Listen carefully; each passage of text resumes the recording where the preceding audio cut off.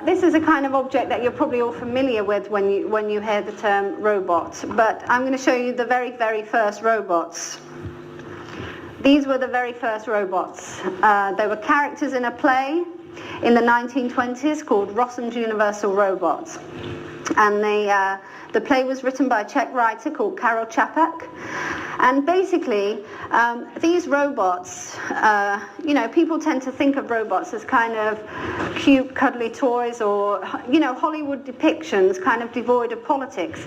But the first robots were actually created and imagined in a time of absolute political turmoil.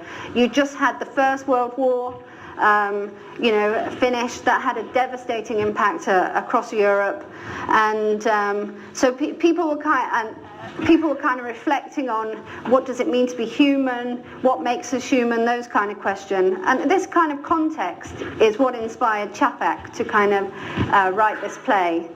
And interestingly, these robots being human, they are actually in the play assembled on a production line, a bit like the Ford manufacturing production line.